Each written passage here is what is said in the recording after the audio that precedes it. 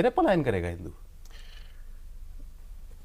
भारत में संविधान चल रहा है क्योंकि भारत में हिंदू बहुसंख्यक है।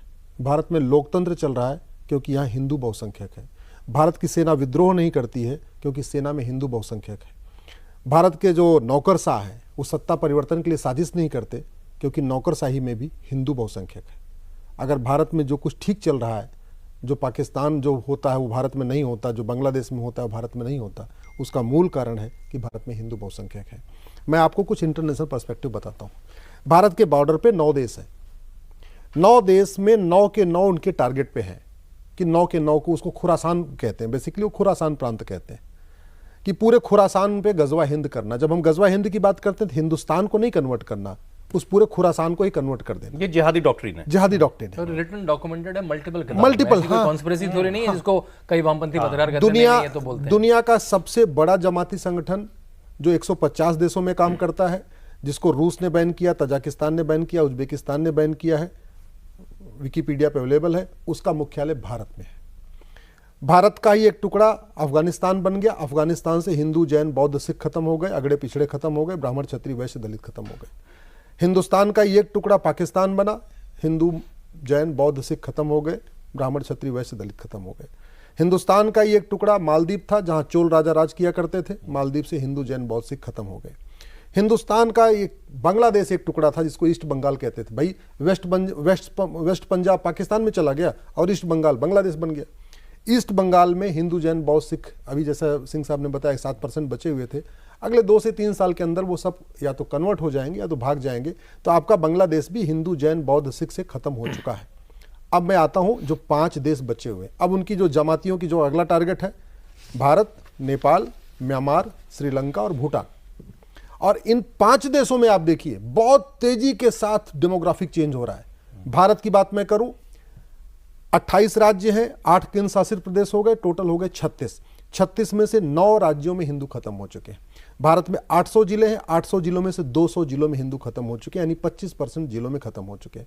भारत में 6000 तहसीलें हैं, 6000 तहसीलों में से 1500 तहसीलों की डेमोग्राफी चेंज हो चुकी है, यानी 25% तहसीलों की डेमोग्राफी चेंज हो चुकी है।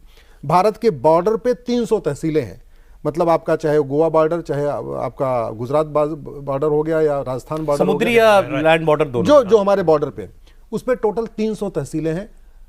मैं कह रहा हूं कि आप इसको होम मिनिस्ट्री क्लेरिफाई कर ले, आईबी क्लेरिफाई कर ले, जिसको क्लेरिफाई, इसको मतलब सर्टिफाई कर सकता जो बात मैं कह रहा हूं।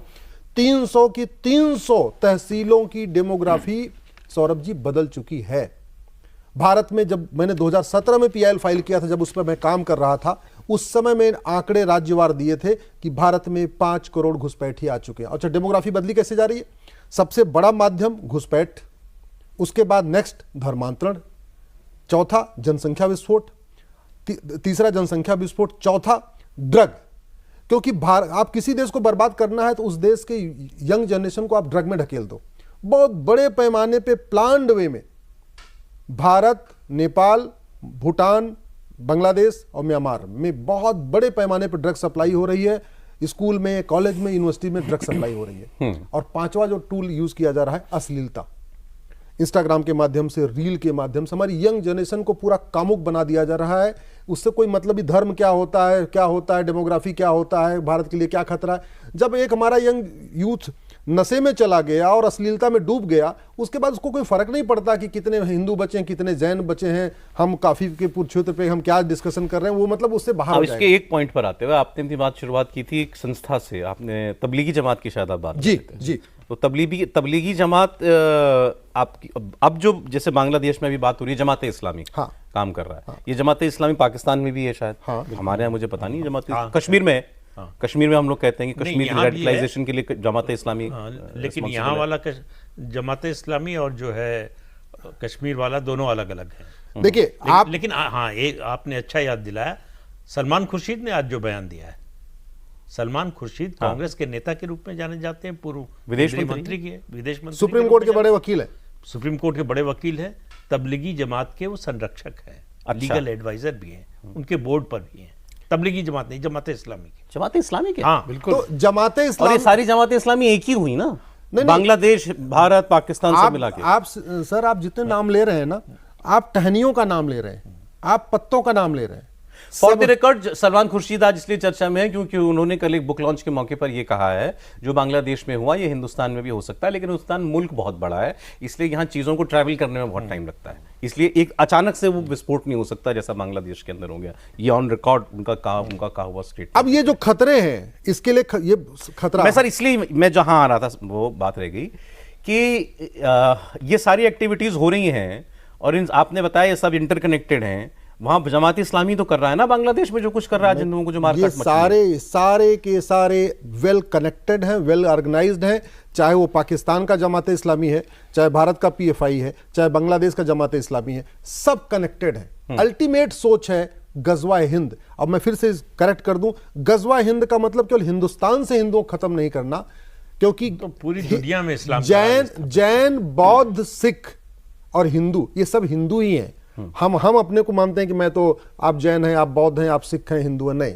गजवा हिंद का मतलब सारे के सारे, और बड़ी सक्सेसफुली भारत का हिस्सा अफगानिस्तान, भारत का हिस्सा पाकिस्तान, भारत का हिस्सा मालदीव, भारत का हिस्सा आपका बांग्लादेश ऑलरेडी कन्वर्ट हो चुका है। बांग्लादेश में जो खेल चल रहा है, और भारत के अंदर विदिन, और बड़े प्लान्ड वे में उन्होंने भारत के अंदर सांसदों विधायकों को भी अपने पेरोल पर रख लिया।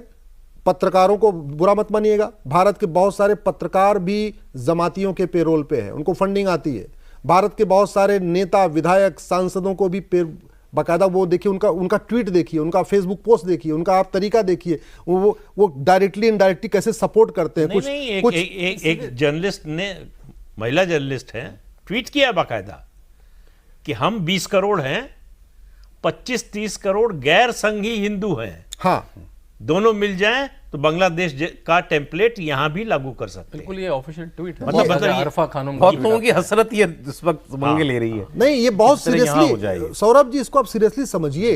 हमारे पूर्वजों ने कभी सोचा नहीं था कि पाकिस्तान छोड़ के भागना पड़ेगा। आडवाणी जी, राम जेठमलानी जी, पृथ्वीराज कपूर जी ने, सुनील दत्त जी ने, गुलजार साहब ने, मिल्खा सिंह ने, लाला अमरनाथ ने कभी सोचा था कि अपना घर परिवार छोड़ के भागना पड़ेगा? भागे कि नहीं भागे? अरे आप तो छोड़िए, जो कुछ बांग्लादेश में एक हफ्ते से हो रहा है, एक सप्ताह के पहले क्या बांग्लादेश के हिंदू, जैन, बौद्ध ने, सिखों ने सोचा था मेरी दुकान जल जाएगी?